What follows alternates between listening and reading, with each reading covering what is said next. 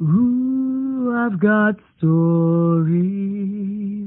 We got stories. Oh, so many stories. Stories to tell, stories to tell, stories. Ooh, so many stories to tell. Ooh, we've got stories. Oh, we've got stories. Ooh, there's stories.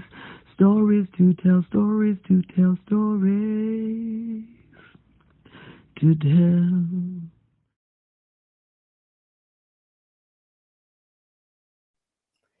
This is where my story begins. This is where my story begins. This is where my story begins. This is where my story begins. This is where my story begins. This is where my story begins. My story begins on the second floor of 8124 South Calumet on the south side of Chicago. My story begins under cool shades of pecan trees in San Antonio, Texas. My story begins in the arms of my three mothers. My story begins in smoke and ash, sorrow and grief in 1968, Washington, D.C.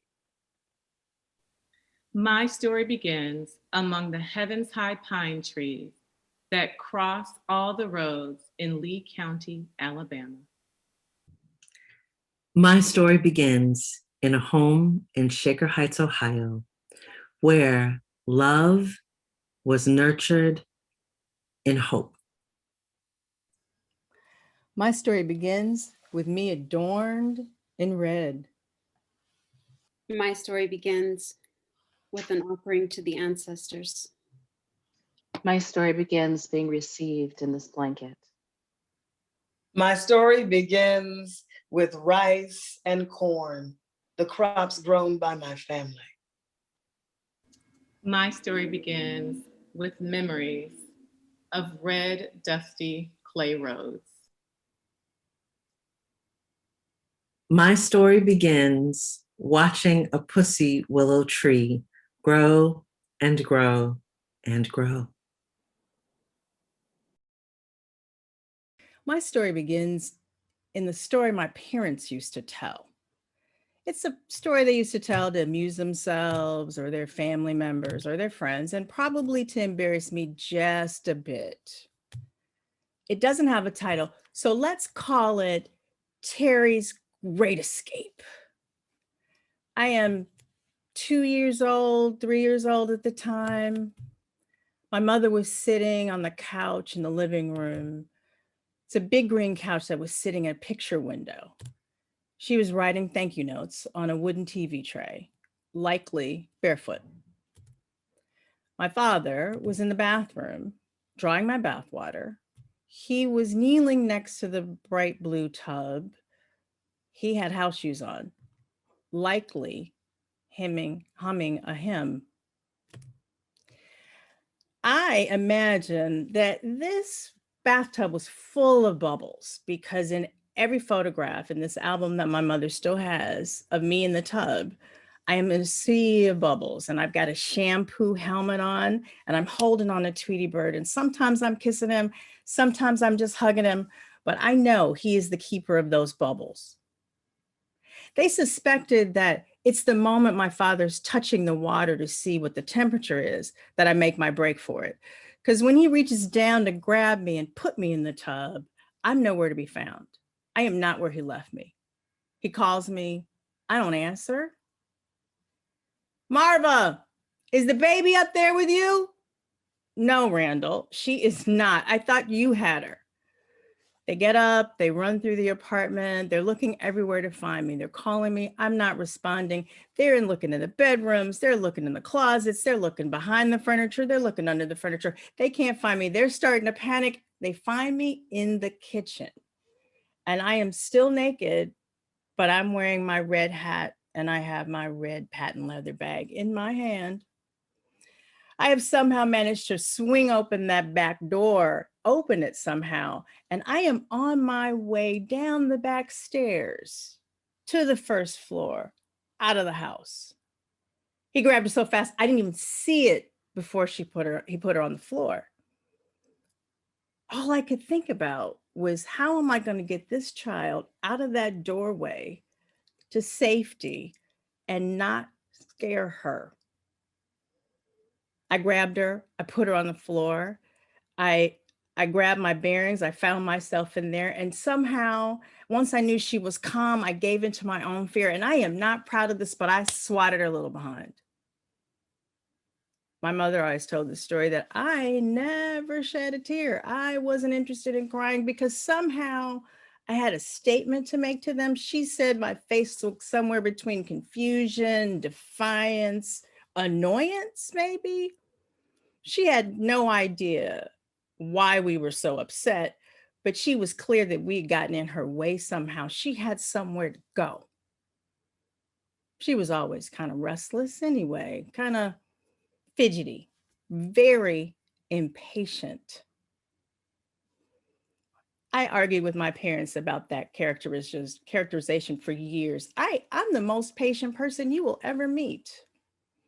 But when I'm really honest with myself, I recognize that I am, in fact, very restless and often fidgety. I never quite feel completely comfortable. I am very impatient. And I think it's because I've always thought there was so much to do, and I had so much to see and so many places to go and so much to figure out. And right now I'm confronted with the fact that I don't know if I'm going to get there. I don't know if I'm going to finish it. And if I'm honest, I'm a little scared by that. I don't know. But I do know that I'm gonna grab my red hat and I'm gonna grab my red purse and I'm gonna put on the perfect shade of red lipstick and I'm gonna reach way down and grab fearless Terry, that 2-year-old child that was on her way somewhere, because I don't know how long I have left. But I'm excited about this great adventure. I'm excited about the next phase of my journey. My story, my life.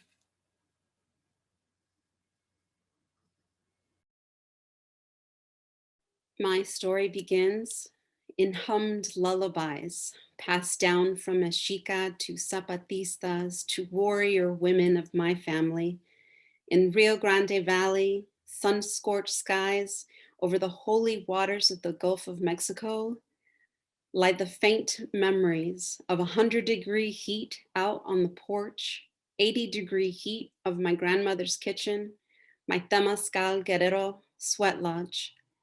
Each meal prepared was a rebirth where adversities and fears were washed clean and our bellies reminisced of womb-wrapped rhythms of prenatal existence.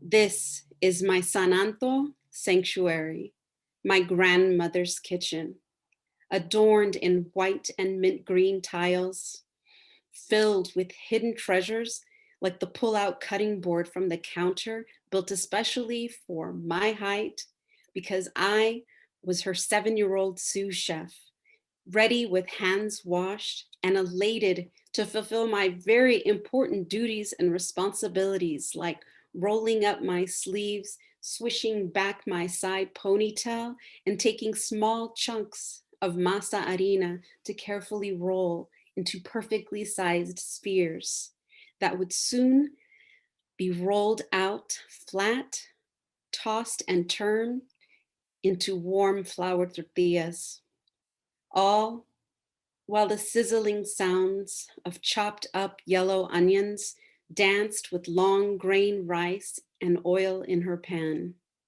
Together, we became conductors, creating a symphony, smelling of love, healing, cilantro, y bendiciones.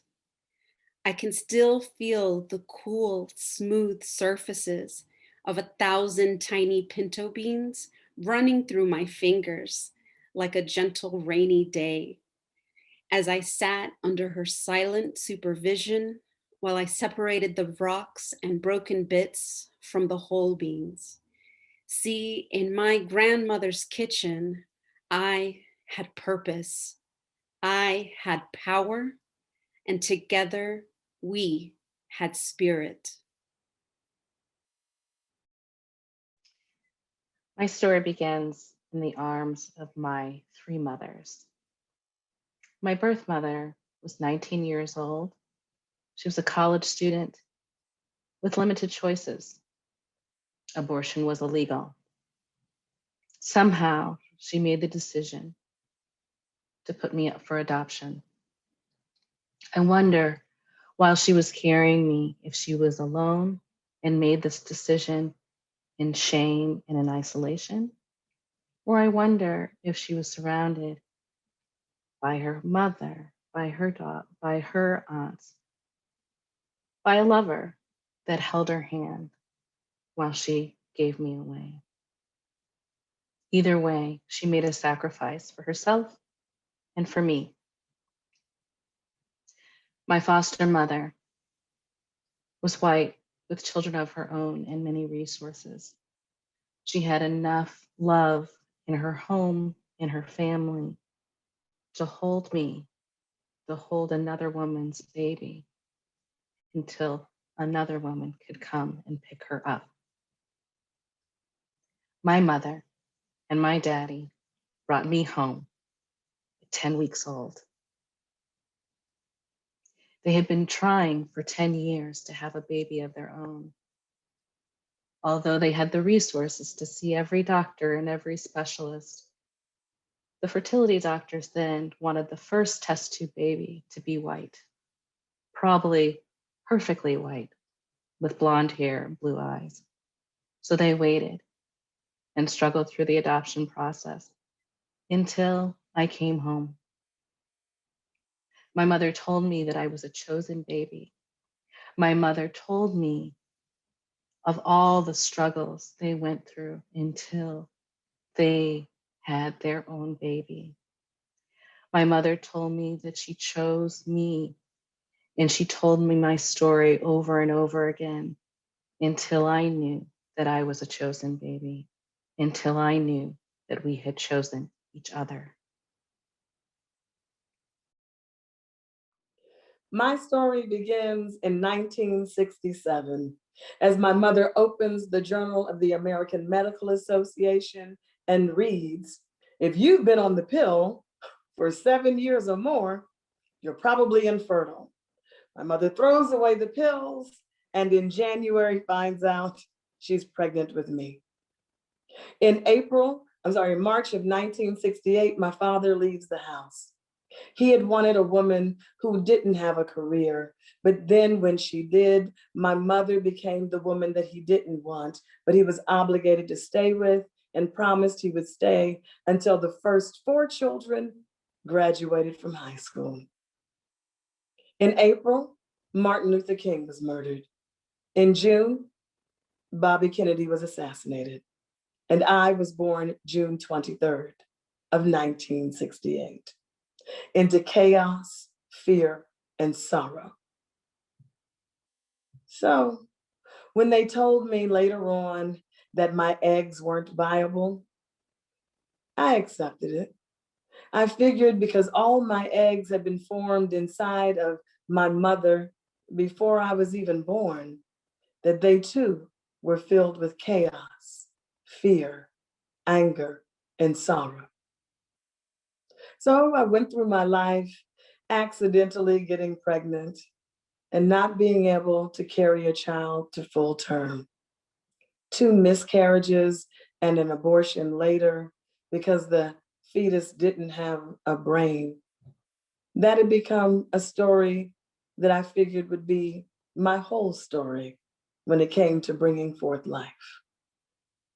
And flash forward to 2008. I turned 40 and I am exhausted and my period looks kind of crazy. So I go into the hospital and I say, yo, it's time for me to get my baseline test for my bone density and maybe some Fosamax, because I'm almost positive I have early menopause.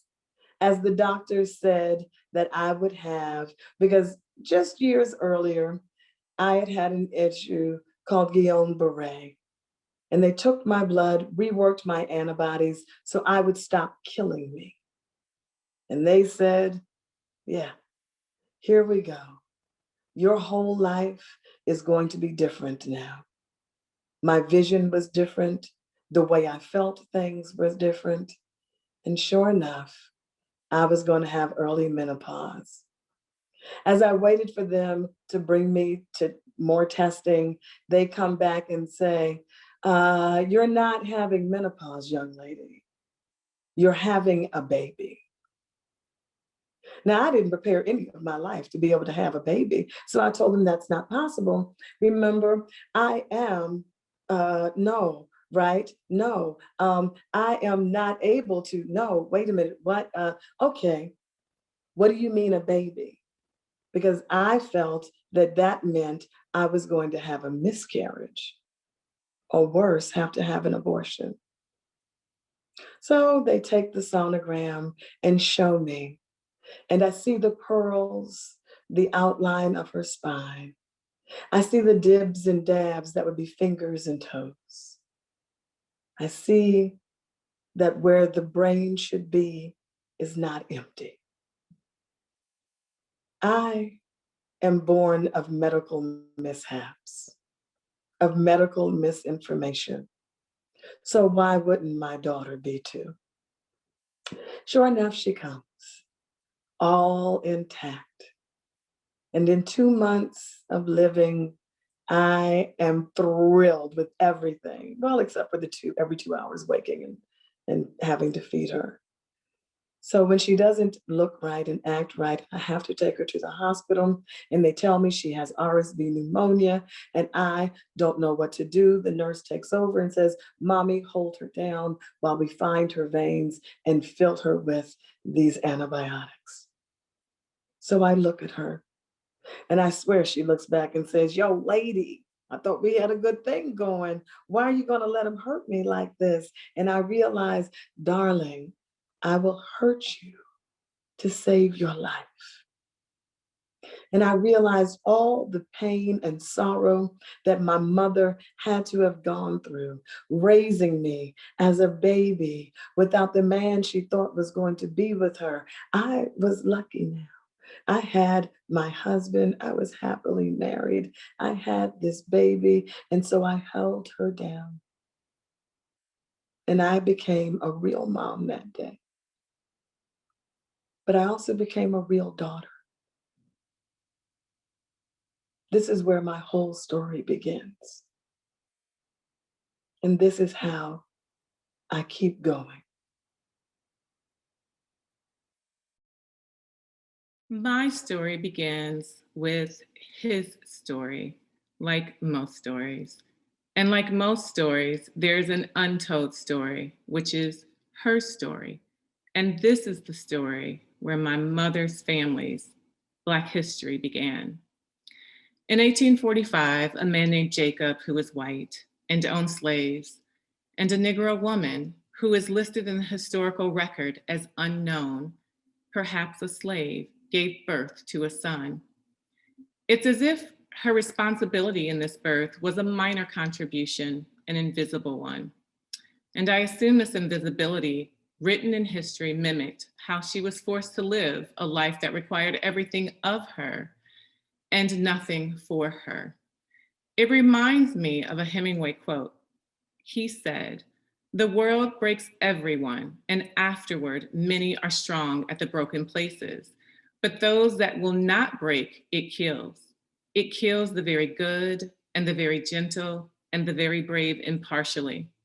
If you are none of these, you can be sure it will kill you too, but there will be no special hurry."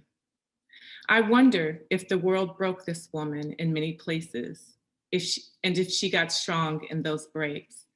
Or I wonder if she refused to break and was killed in no special hurry. I think about her all the time. I confess, I'm a bit obsessed with her. I want to know her. I want to know who she is. I have so many things I want to ask her. And for those who know me well, they know that I like to ask questions. And so I do. I ask her, ancestor, did you have a family that loved and cared for you? Did you love your baby boy? Or did you hate him because of how he was conceived? Did you have to toil in the fields soon after you had to have him? Or did you have to work in your slave master's home, continuing to mop and cook, fetching water while still sore and healing from the trauma of giving birth?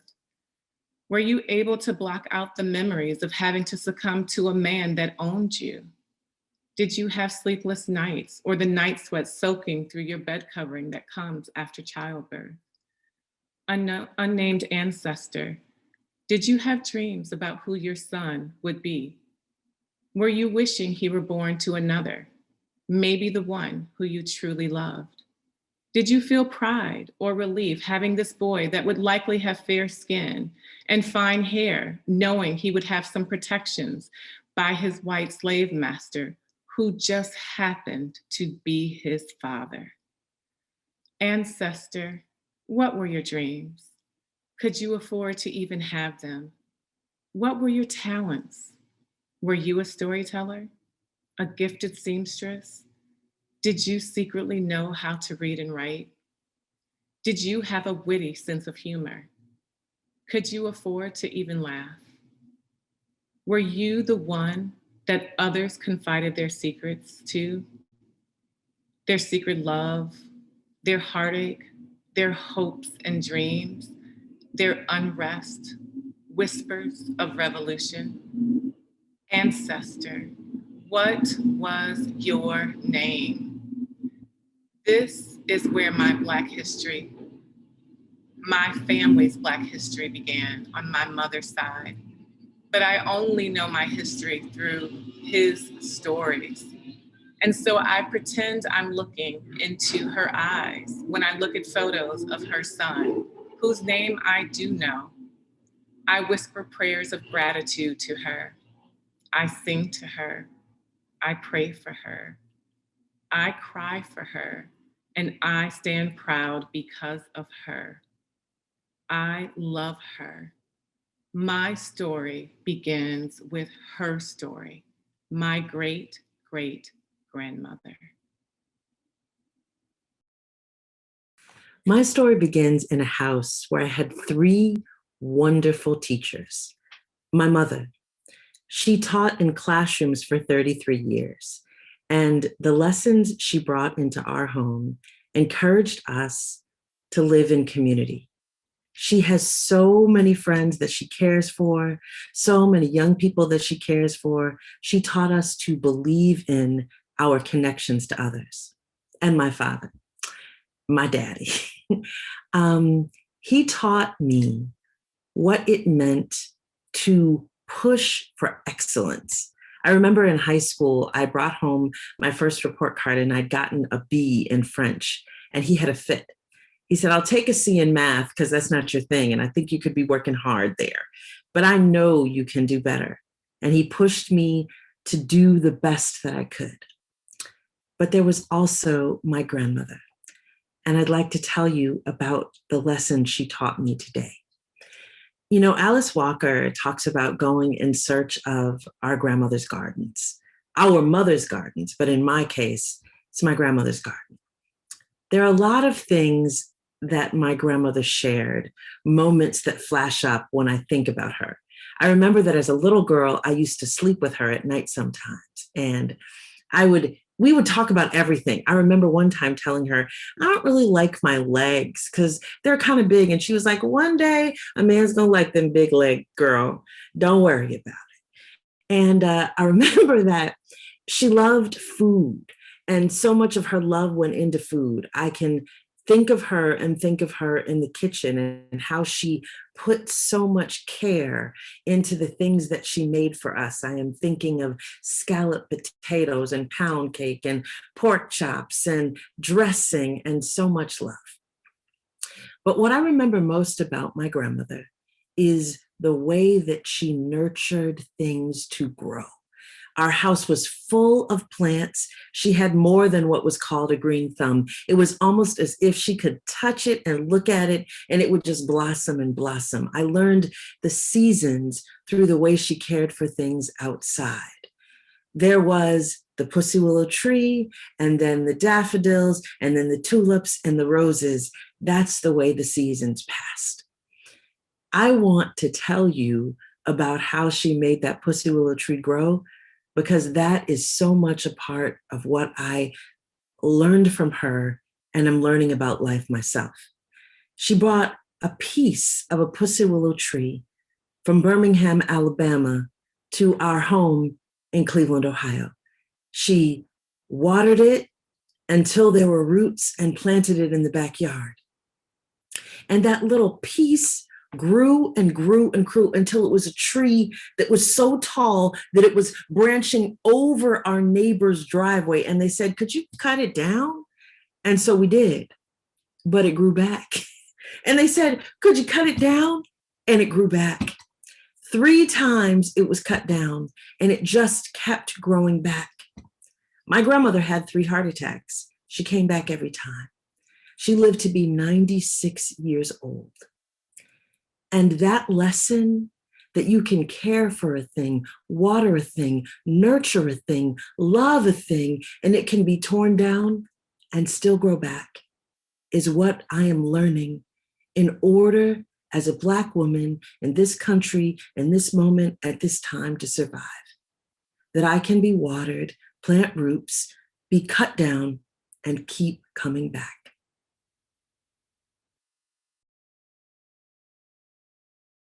This is where my story begins. This is where my story This is where my story begins.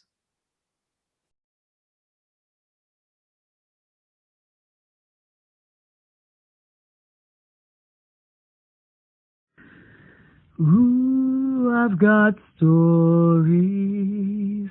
We got stories.